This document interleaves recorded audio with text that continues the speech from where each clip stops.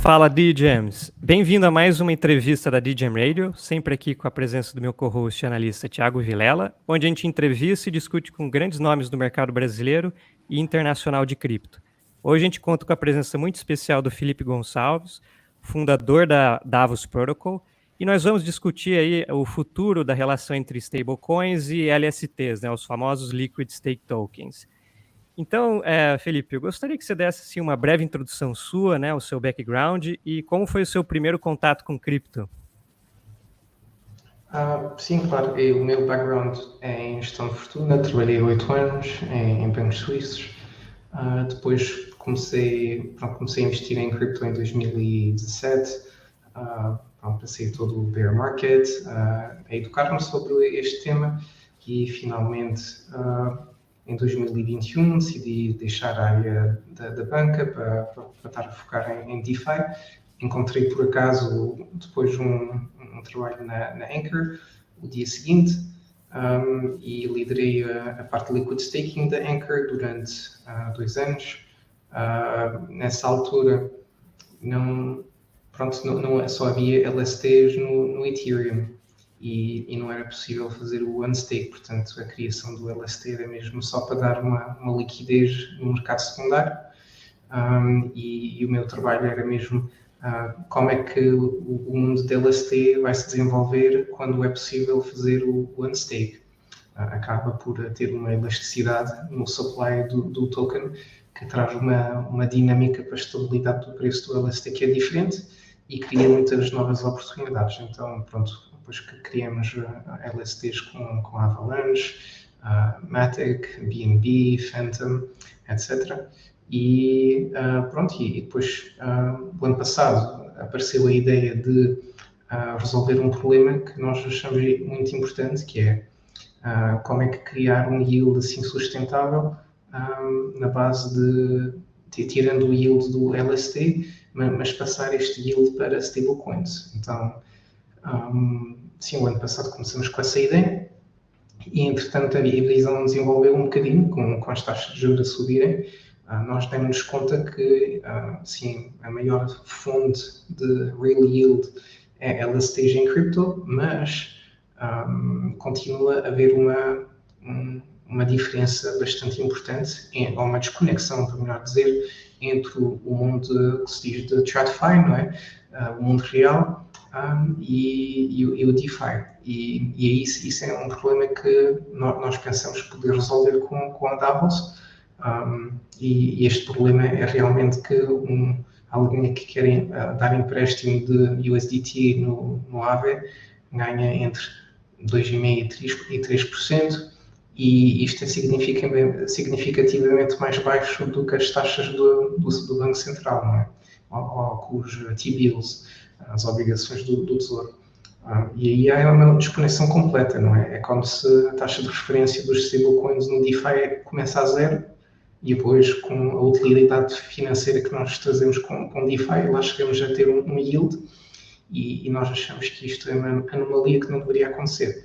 Então, a nossa missão aqui na Davos é realmente tentar garantir que o yield que nós conseguimos criar com stablecoins acaba por ser composável ou composable com o yield que acontece no TradFi. E aí vai ser depois a convergência ou a colaboração com os outros projetos que fazem tokenização de obrigações do Tesouro, os Real World Assets, para podermos chegar depois a uma situação onde usar um stablecoin como a DUSD, podemos chegar a um yield que seja quase sempre superior às taxas do Banco Central, que é supostamente o risk-free rate, ou em casos diferentes, onde a inflação é superior à taxa do Banco Central, e isto aconteceu durante mais de 10 anos nos Estados Unidos.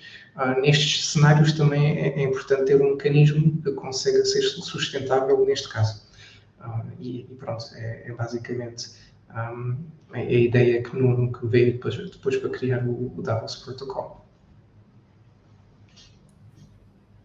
Sim. Não, é bem legal mesmo, Felipe, que a gente está vendo bastante essa tendência agora, né, de o mercado de liquid staking E agora essa junção muito interessante entre a criação de uma stablecoin colateralizada utilizando isso, aí o Thiago poderia também perguntar sobre, né, as escolhas, né, desses quais os tokens para utilizar na colateralização disso, né, Thiago? Sim, sim. Eu fiquei curioso, Felipe, quando estava dando uma olhada na documentação de vocês, e vocês não aceitam o ST Ether ou o Rapid Stake Ether, lá da Lido, que hoje é o maior provedor de liquid stake do mercado e o que tem mais liquidez. E aí... Aceitamos no Ethereum. Oi, desculpa. Aceitamos como colateral no Ethereum. Quando eu vi aqui... sim, desculpa.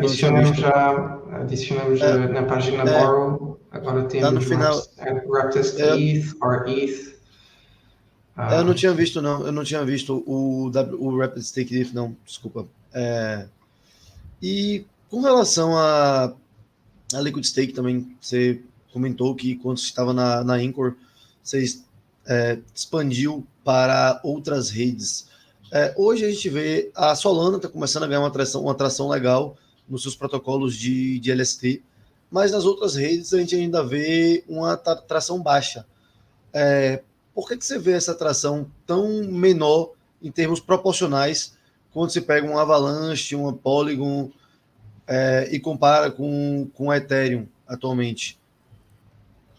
Sim, assim, a Ethereum é o que tem mais e é a maior fonte de staking rewards no mercado. Agora, para as outras, eu acho que um LST interessante pode ser o BNB Liquid Staking. No entanto, há uma grande aversão ao risco, não é? Provavelmente da Binance ou de outros provedores de BNB que ainda não chegaram a um ponto de trazerem muita liquidez ao TVL para isto. Portanto, isto pode eventualmente evoluir, mas acho que é uma das razões.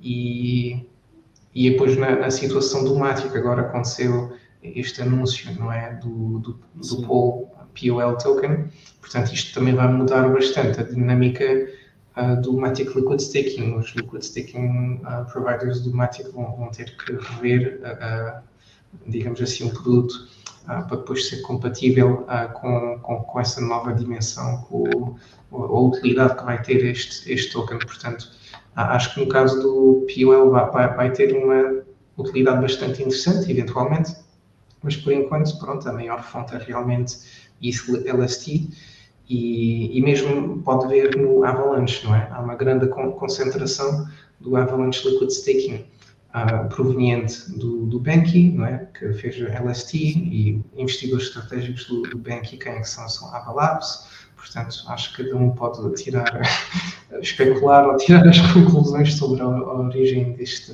TVL. E assim é muito difícil, competir para outros protocolos. Mas pronto, o ETH-LST é mais interessante no nosso caso, mas também planeamos expandir para outras redes, como o BNB Chain e a Avalanche. Não escolhemos, mas depois, claro que nós esperamos que a maioria do TVL seja baseado no ETH-LST, e depois o nosso trabalho vai ser de depois distribuir os nossos governance token como incentivos para onde há TVL, não é? Portanto, isto é uma parte que, pronto, é o mercado que dita esta tendência, e é assim. Sim, Felipe. E como você comentou ali, né, sobre a utilidade do token DGT, né, que seria o token de governança, utilizando um sistema ali de voting escrow, e também aumenta os yields, né, você poderia dar uma explicação nisso, Felipe? Sim, então eu acho que agora para esses que já viram projetos como o Libra ou Raft e outros protocolos assim similares, eu acho que eles estão na nossa... Nós o ano passado tínhamos a mesma ideia, não é? Que era basicamente uma espécie de transferência do yield do LST para um stablecoin. E é realmente uma ideia interessante que tivemos o ano passado, mas nós achamos que isto não resolve um problema fundamental, que é resolver a desconexão entre o yield de stablecoins do TradFi e do DeFi. E para isso, no nosso design, nós vamos cobrar uma taxa de empréstimo do DUSD de mínimo, vai ser de mínima a taxa de inflação ou a taxa do Banco Central, portanto, neste caso vai ser 5%. E, no entanto, um problema que acontece, por exemplo, no Libra é que eles aceitam o LST como colateral, tiram uma parte do yield, transferem para os stablecoins stakers, com farming rewards, e há aqui uma parte que é mais ou menos sustentável, porque uma parte vem do LST. No entanto, acaba por ser outra vez um sistema onde trazem o custo do capital virtualmente zero, porque todos querem ter um custo do capital, tipo, dar o borrow a 0%, não é? É mais ou menos a visão deles todos, para terem TDL, e isto nós achamos que não é um sistema sustentável para o ecossistema de DeFi. E no nosso caso, nós não achamos nada de mal de alguém estar a pedir um empréstimo a 5% e depois ter a garantia que no USD Redistribution Rate, que você podem ver isso como o DAI Savings Rate, não é? Acaba por ser mais ou menos a mesma taxa. Portanto, quer dizer que se o DUSD tem utilidade, o yield vai ser superior e aí já vale a pena. E assim cria menos pressão para vender. E assim também permite para nós resolver este assunto de criar yield adicional, que vem realmente do DeFi, por cima do yield do TradFi, simplesmente com esse mecanismo de ter a taxa de empréstimo que é mais ou menos conectada à realidade que temos fora do DeFi. Uma parte, no entanto, que eles não viram, e eu acho que não foi boa, é que há duas maneiras de aproveitar o yield de um stablecoin, proveniente de LST. Pode comprar no mercado o stablecoin e fazer yield farm, e isso traz uma pressão à compra, não é? E isto cria um DPEG, mas um DPEG que traz um premium para o stablecoin. Ou seja, o stablecoin do Libra tem andado com um preço superior a $1 durante várias semanas.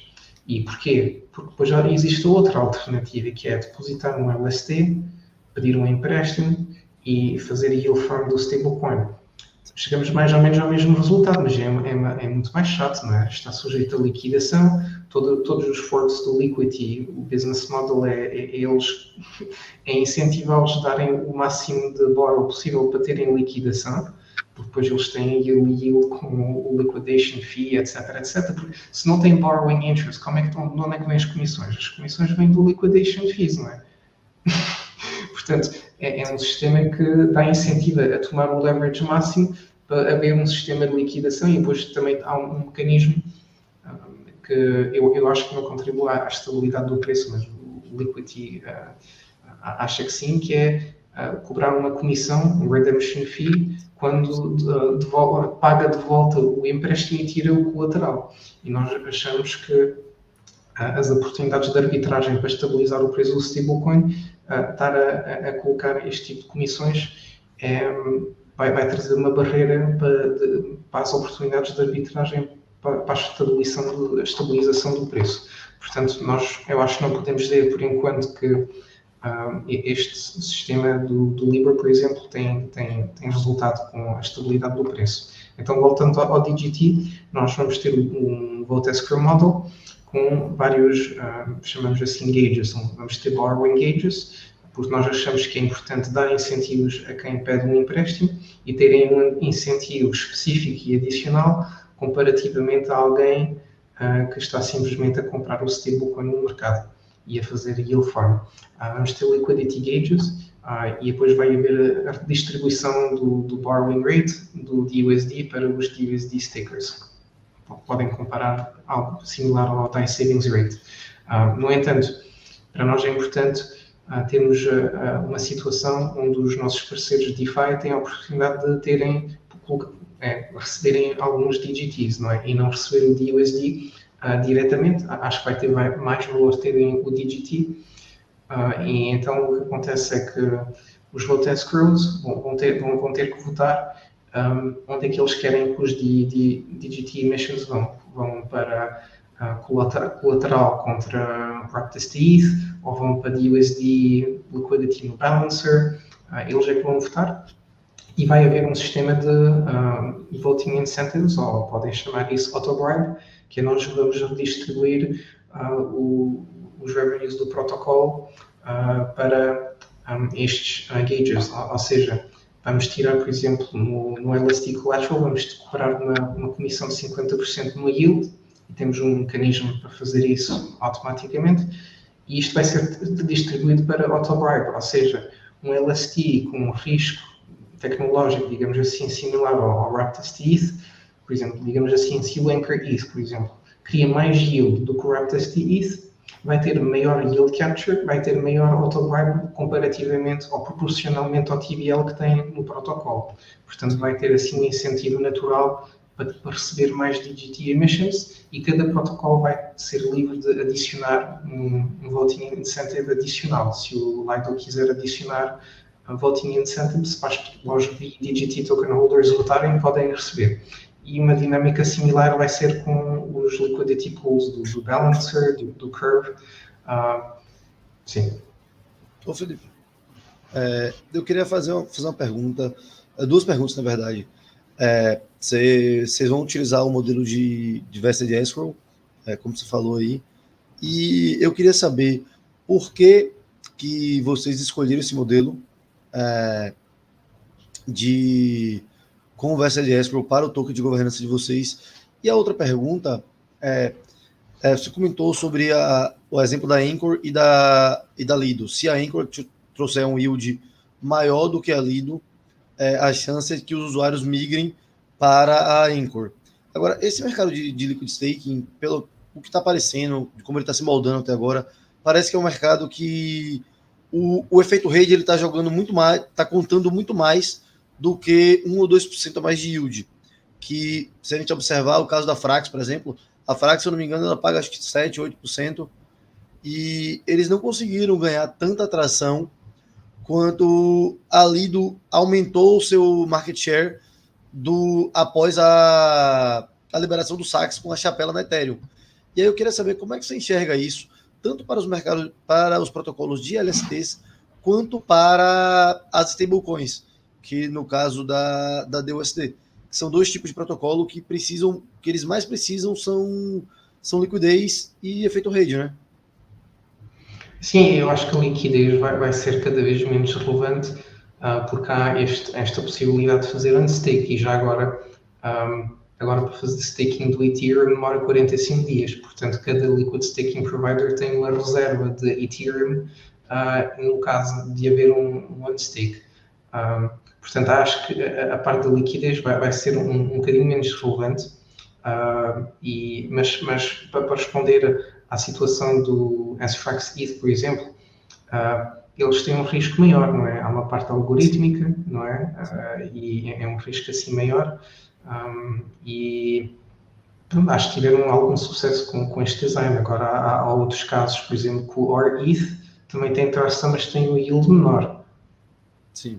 Não é? Pronto, porque está a dar algum privilégio a quem está a dar um nó e a dar suporte ao ecossistema, mas sim, mas eu acho que agora, se colocando na perspectiva do LSTFi, o que é atrativo? O que é atrativo é ter um LST que traz um yield que é scalable, que seja o maior possível, não é?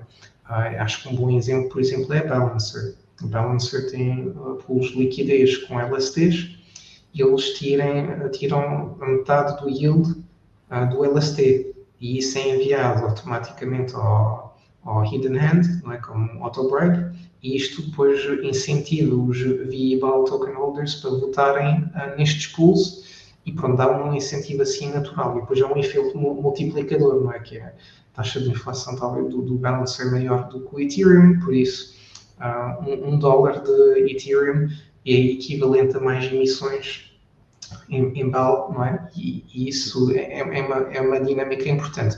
Nós ainda vemos que há muitos poucos protocolos que se posicionaram num modelo STFi, que é aproveitar deste scalable yield para dar, digamos assim, para contrabalancear a inflação dos tokens dos DEXs, por exemplo, ou qualquer outro protocolo, não é?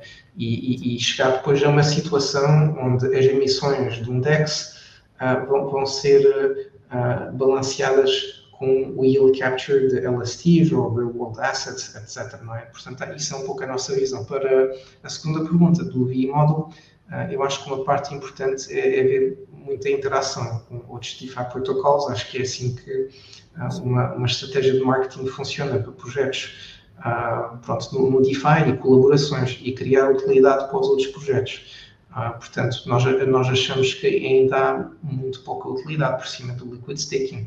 Se nós voltamos há 6 meses atrás, a única utilidade que havia no Liquid Staking era a maioria liquidez num DEX, o que não faz assim imenso sentido. Haver tanta, acho que tem que ter alguma, mas não faz sentido haver 1.000 milhões de liquidez de STETH quando dá para fazer on stake.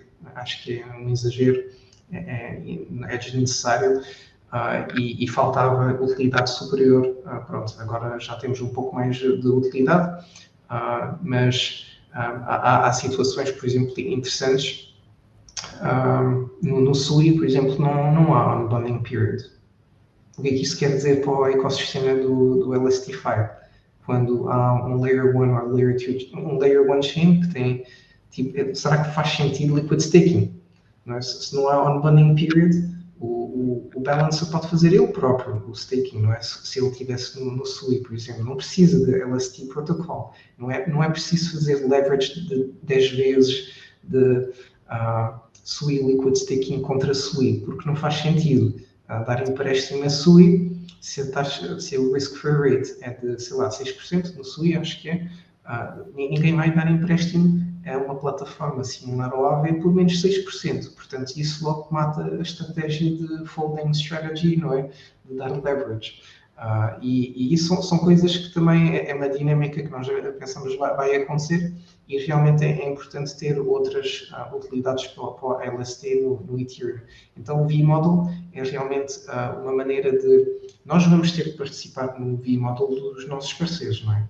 A maioria dos DEXs agora tem V-Model e a razão é realmente eles participarem também no nosso V-Model, mas dar incentivos para eles o fazerem. Acho que houve já algumas tentativas de V-Models por cima do LSTFi que não foram muito bem sucedidas por falta de participação, porque há uma falta de utilidade real. Por exemplo, há o caso do Launch ETH e do Yearn Finance.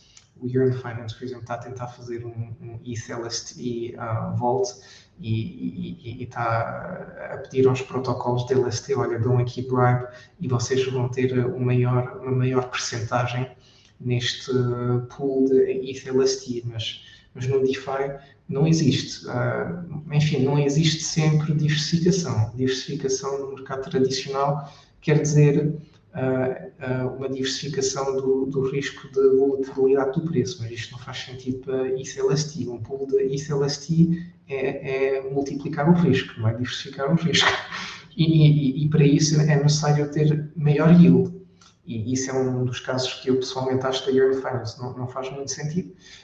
No ETH até faz algum sentido, é possível ganhar um pouco de swap fees, porque dá para fazer swap entre os LSTs dentro do pool, mas os swap fees são baixíssimos no LST, portanto não parece que seja um yield superior muito interessante. Mas pronto, neste caso, quando o produto não faz muito sentido, o V-Model também acaba por não ter competitividade e atratividade para os parceiros e não faz sentido. E no nosso caso, nós pensamos que cobrar 5% no borrowing rate e depois deixar os nossos votadores votarem na redistribuição do yield, acho que é uma utilidade que tem bastante importância e é um protocolo que vai criar imensos revenues se tiver TVL com este design, e nós achamos que é um design que faz sentido e pronto, vamos ver o que o futuro nos dá, mas pronto. Sim, entendi. Realmente ajuda a direcionar os incentivos e a alinhar, né, os incentivos dos usuários que estão tomando risco com o seu LSD, ou estão travando o seu LSTs, para ter esse yield adicional aí da liquidez do VE, não é isso? Sim. Felipe, eu queria fazer outra pergunta.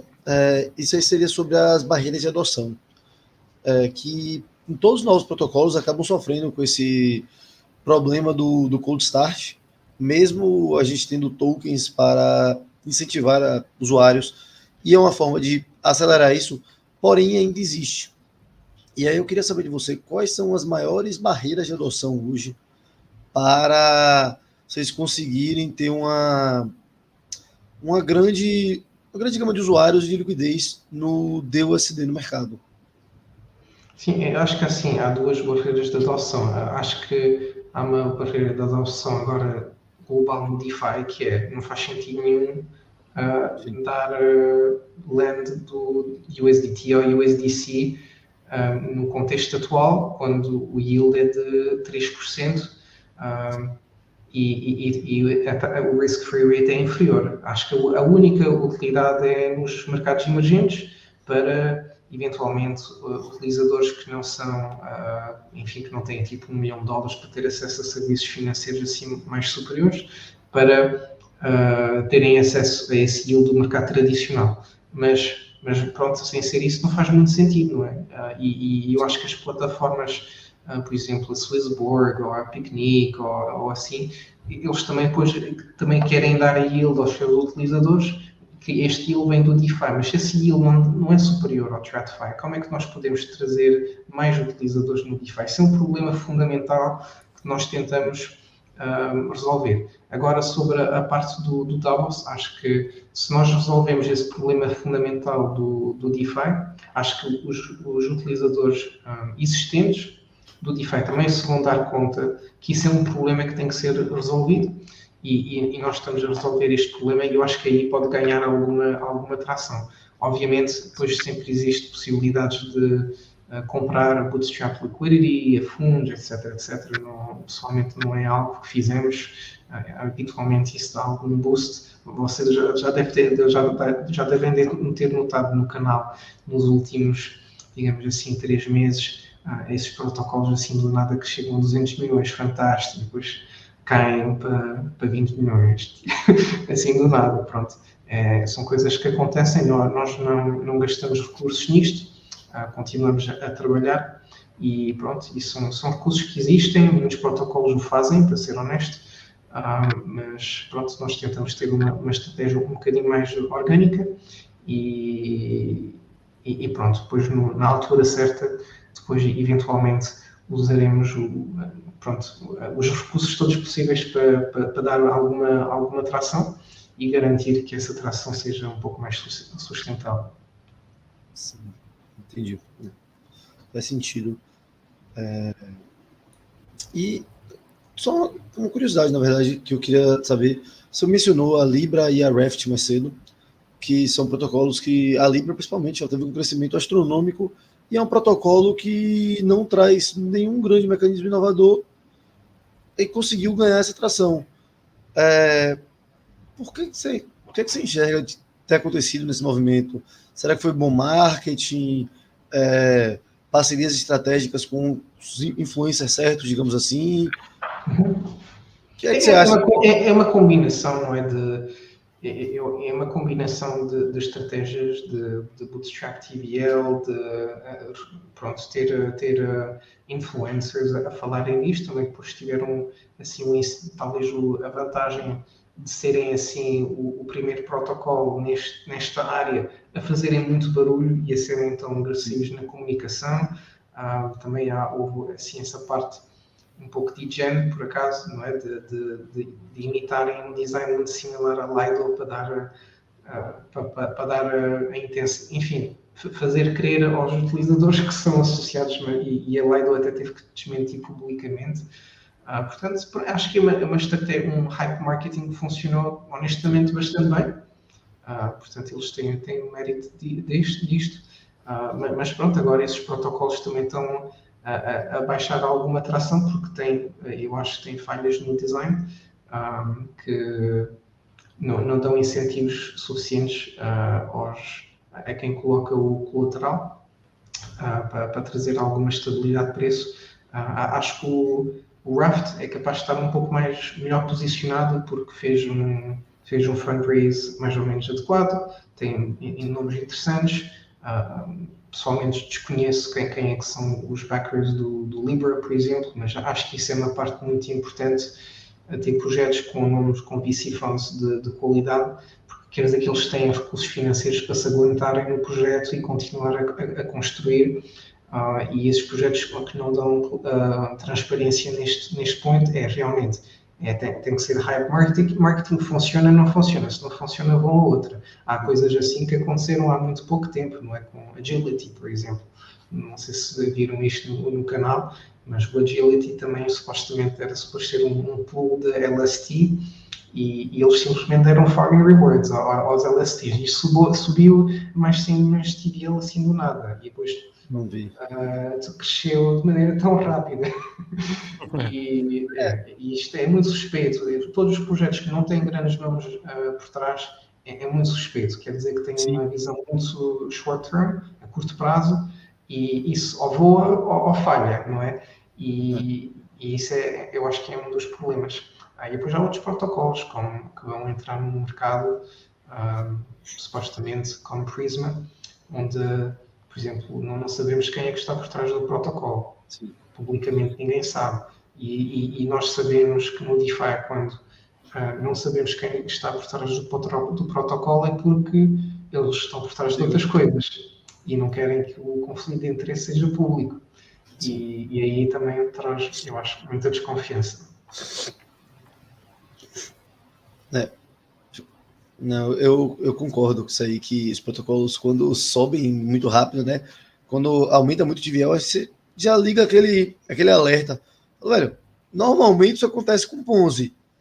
Aí a gente vai avaliar para ver, mas realmente 90% das vezes que o protocolo faz de 0 a 100 em, sei lá, questão de dias, realmente tem que ligar o alerta e é muito suspeito. Acho bons exemplos. Por exemplo, o Pendle, que eu também classificaria na área da LSTFi. O Pendle é interessante, porque eles lançaram já o ano passado e 2021. Continuaram a trabalhar. Eles começaram a ter tração mais este ano, não é? Mas eles já começaram o ano passado, adaptaram o modelo e com consistência de trabalho, finalmente estão agora a ver o resultado, o fruto do trabalho deles. Portanto, isso acho que é um exemplo de protocolos que é interessante seguir pela, digamos assim, ética e trabalho da equipa por trás. Eu gosto bastante do protocolo da Pendle, acho que eles são bem redondos, o time está trabalhando há um tempo já. Acho que é um protocolo bem interessante. Sim, concordo.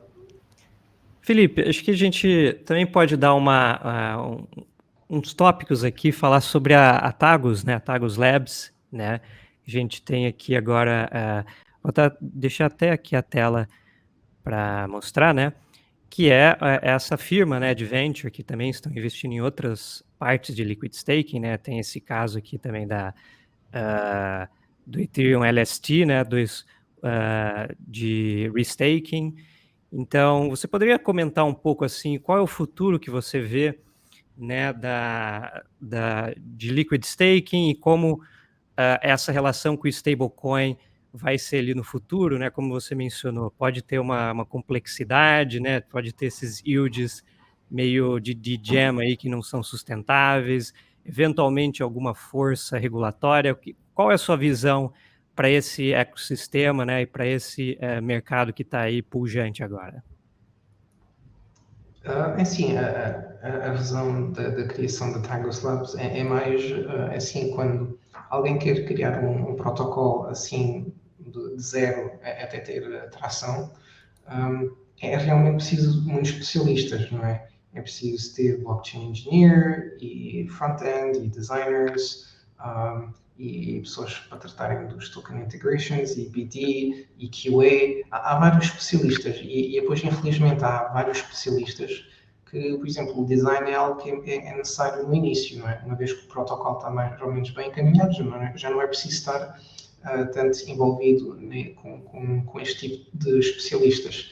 E aí, basicamente, acabamos por ter alguns recursos que são necessários a nível operacional, a longo prazo, no ciclo de vida do projeto, e há outros recursos, aos especialistas, que não é necessário ter tantos recursos a longo prazo, mas é preciso ter mais recursos no início.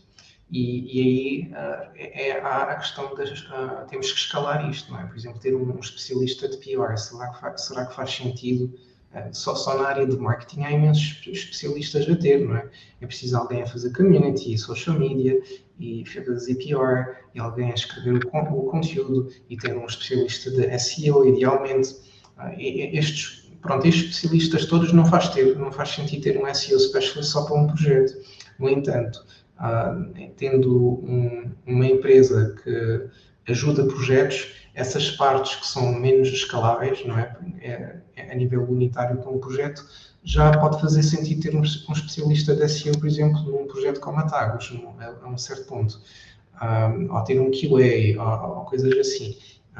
E, no entanto, por exemplo, no exemplo do PR, se um PR especialista já tem relacionamento com os reporters das mídias, etc., e está bem focado no Elastify, se aparece um novo projeto que necessita aconselhamento da Tagus Labs e necessita, por exemplo, da PR, nós já temos os contactos todos, não é?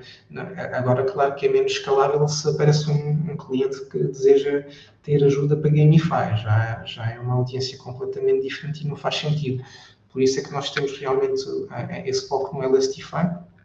E sim, pronto, também há uma grande parte da equipa que eu tinha antes na Anchor, que se mudaram para a Tagus Labs a 100%. E pronto, é um talento que já percebe do mundo de LSD.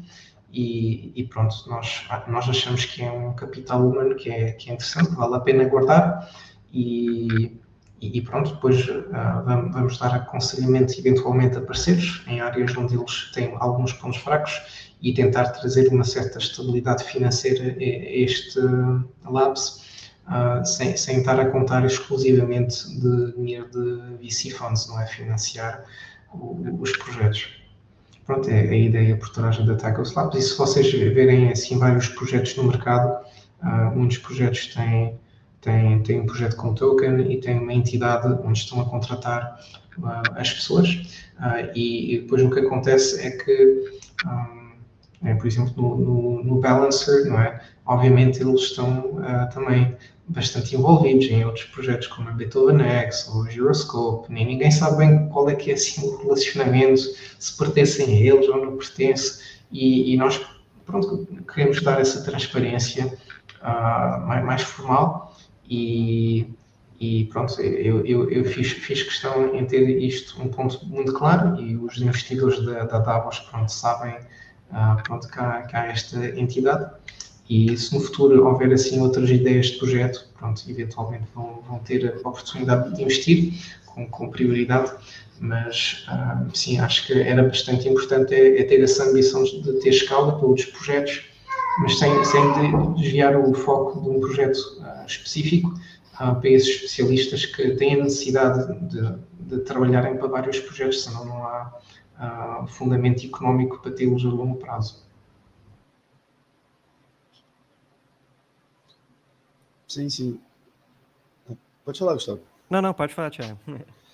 Não, eu achei interessante, legal a ideia de você estar aí dando esse suporte de ecossistema e de mão de obra qualificada, capital intelectual para protocolos que estão querendo se desenvolver e para não deixar eles tão dependentes assim, a mercê ou da gente estar vendo protocolos novos, tendo que vender token de uma forma meio esquema, digamos assim, para se financiar, de forma que vai acabar prejudicando quem comprou os tokens ou etc.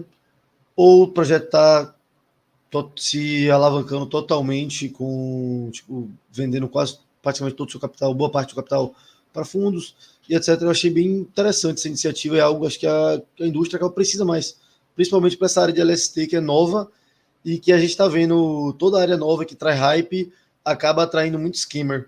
E aí você conseguir filtrar projetos sérios e projetos de projetos não sérios é uma tarefa muito importante para nosso ecossistema avançar, né? Sim, e há incentivos também diferentes. Por exemplo, uma agência de design pode cobrar preços como $90.000 para fazer branding e etc. No nosso caso, por exemplo, nós podemos baixar o preço significativamente se é um projeto onde há sinergia com o portfólio de projetos da Tagus Labs, não é? Neste caso, o único projeto que temos assim ativo é a Davos, por isso, se é um projeto que tem sinergia, faz sentido ajudar e pedir em troca uns tokens, não é? E depois criar aí uma parceria um pouco mais sólida com estes projetos. No entanto, sim, a empresa de design só quer ser paga em dólares, não me interessa nada os tokens e pronto. Agora, no nosso caso, acho que conseguimos ter preços mais competitivos porque conseguimos ter benefícios com o token de maneira diferente do que ser só um benefício monetário. Sim, sim.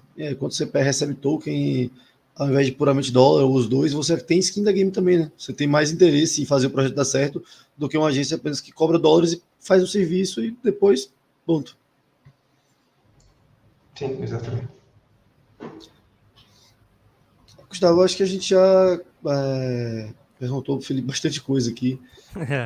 A gente pode dar uma finalizada, né, Thiago? Que a gente sempre gosta de, no final, Felipe, de a gente pedir para o entrevistado dar alguns conselhos, né, para os iniciantes aí no mercado e algumas tendências que você está observando no mercado, assim, pode ser além, obviamente, do LST, que você acha que pode ser ali uma nova narrativa no mercado e que profissionais deveriam também estar de olho. Qual é o seu conselho e a sua visão nisso, Felipe? Um alfa para a galera. Um alfa, famoso alfa. Sim, o alfa também pode ser não entrar em scamming projects ou projetos que têm assim muito Esse hype, é um bom conselho. Esse é o maior alfa. É não perder. Sim, acho que projetos que têm hype assim muito rápido, acho que pronto, não quero necessariamente dizer que é um scamming project, mas acho que é preciso ter uma diligência extra, não é, para saber e entender o que se passa por trás. Tudo se compra, não é? Followers compram-se, tudo o que é taxas de crescimento anormais, algo está por trás, não é? Quase sempre. Portanto, é preciso estarem vigilantes com isto. Acho que é preciso tentar ver projetos onde há consistência no trabalho da equipa e ver um certo crescimento assim progressivo. Acho que são projetos que podem, como no caso da Pendle, que nós mencionamos, pode ser interessante.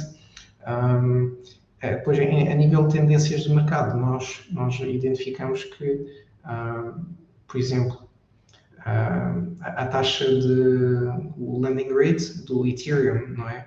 E tem tendência a converger para o LST Yield. Porquê? Porque quem é que faz o empréstimo do ETH no Aave? É simplesmente LST, não é? O Raptest ETH ou RETH ou CBETH, não é? Para fazer essa estratégia de leverage. Nós pensamos que vai existir a mesma tendência com os real world assets. Vai ser uma maneira de puxar para cima os lending interests do USDC, USDT e DAI, etc., onde vai ser o real world asset a jogar o papel do LST. No entanto, aqui existem vários obstáculos e aí vai depender quem pode resolver estes obstáculos. Um dos obstáculos é que o preço do LST, que nós chamamos de redemption price, tem um rácio, e é um rácio que sobe sempre para cima, não é? Vai sempre numa direção e representa a acumulação dos staking rewards. No entanto, com um tokenized T-bill, não é? Aí é diferente. O rácio vai refletir o preço do fundo que tem as obrigações do tesouro. Portanto, é um rácio que muda em duas direções. E o balancer não é adaptado para stable liquidity pools que fazem o tracking de um rácio que pode mudar em duas direções. Portanto, aí são deficiências que ainda não existe assim, digamos assim, muitas soluções. Acho que protocolos que tentam capturar o yield do ETH LST também pode ser muito interessante. Imaginem a quantidade de por exemplo, a quantidade de TVL que o Balancer tem só à custa do LST. Porquê? Porque eles tiram 50% do yield. E isto dá incentivos para os VBAL token holders para votarem a receber este real yield e para darem unlock a emissions. E isto é escalável, não é? Pode ter 100 milhões de TVL ou 1000 milhões de TVL. O yield não vai descer, não é? Vai multiplicar provavelmente por 10. O yield capture, não é? O protocol revenue. E isso é muito diferente da dinâmica de um DEX tradicional, como um Uniswap V3 ou um Uniswap V2, onde vocês adicionam o TVL e depois já há demasiada liquidez e não há suficientemente swap fees, não aumenta de maneira proporcional ao TVL, não é? E isto é uma dinâmica que é interessante e eu acho que vai haver cada vez mais protocolos neste mundo de LSTFI que vão ser construídos. Ok, a maior fonte de TVL vai ser LST. Vamos tentar encontrar aqui um mecanismo para extrair o yield e criar um V-model para criar alguma sustentabilidade ao protocolo. Acho que, por exemplo, acho que o Beethoven X tem uma página analítica interessante. Posso-lhe mandar depois deste call. Eles têm uma página analítica onde eles veem para cada pool qual é que é a contribuição dos protocol revenues para os swap fees e o yield capture dos LSTs ou dos boosted pools, né? Eles usam, por exemplo, uns vaults para criar boosted pool e fazer yield capture. É bastante importante isto como fonte de revenues para o protocolo e atualmente só o Balancer tem este design para fazer a extração deste yield. E pronto, esperemos que haverá mais no futuro, mas eu acho que isso seria projetos muito interessantes e a resolver problemas que realmente existem, na minha opinião, e que vale a pena ver. Pronto.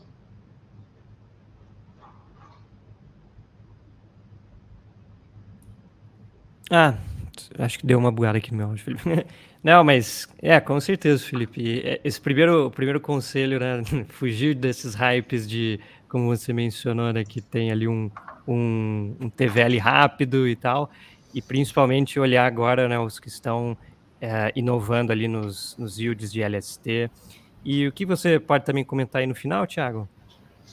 Não, eu concordo bastante com nessa linha que você falou aí. Eu acho que não entrar em projetos de esquema e tomar cuidado com FOMO, né, em outras palavras, desses Sim. projetos que sobem muito rápido a troco de nada, projeto que não traz nada inovador e do nada o projeto com 15 dias tem 100 milhões de dólares de TVL. Algo estranho tem aí, nem que seja incentivos insustentáveis, que são coisas que normalmente fazem com que o pessoal compre o token e aí quando despejam esse token, os investidores de varejo, os últimos a chegar, acabam sendo queimados nessa leva aí. Sim, é realmente a pensar, assim, se você se colocar na pele de um fundador de um projeto com ética assim duvidosa, realmente, ok, custa-me 10% do meu token supply a receber 100 milhões de TBL, fantástico, vamos fazer isto, mas depois temos que pensar, então, quanto tempo é que tem que estar lá o TBL? 3 meses? 6 meses? Ok, digamos assim 3 meses. Então, o que vai acontecer? Daqui a 3 meses, então o fundo ou quem quer que seja colocou lá o TVL, vai vender os tokens, pronto, ele vende os tokens, tira o TVL, foi para outro para receber mais tokens e pronto, e quem entrou em último fica queimado nisto, não é? Sou anônimo, crio outro perfil e aí segue pro próximo. Um Zero X Sifo da vida e aí sigo minha vida. E aí mais e mais rug pulls rug pulls não, soft rugs e aí por aí segue. Assim, quando alguém começar a pensar nesta perspectiva, acaba por ser quase óbvio, não é? Mas acho que é preciso, digamos assim, uns investidores de DeFi, quem está a aprender e a explorar o DeFi, tentarem se colocar assim, talvez na perspectiva dos projetos e de outros participantes no mercado e depois algumas coisas vão acabar por serem mais óbvias, não é? E pode ajudar a escapar a alguns protocolos que talvez não valem a pena participar. Mas eu acho que então é isso, gente. Felipe, muito obrigado pelo seu tempo, por estar aqui com a gente.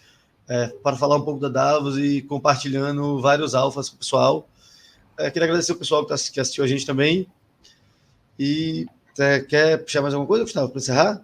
Não, agradecer mesmo, Felipe, pela oportunidade aí de conversar, né, de ter uma visão bem aprofundada sobre esse mercado de LST e agora a relação com stablecoin. Então, muito obrigado mesmo aí, Felipe, pela presença. Obrigado a vocês por me acolherem aqui. Obrigado. Então, é isso aí, pessoal. Então, sempre lembrando, né, que nós fazemos nossas entrevistas, né, sempre de quarta-feira, disponível no YouTube. E também temos aí a ideia no futuro de fazer live streams multi-stream, né? Então também no Twitter, no LinkedIn, para todo mundo acompanhar a gente. E nada disso aqui foi conselho ou recomendação de investimento, gente, por favor. Exato. Então até a próxima, pessoal. Valeu!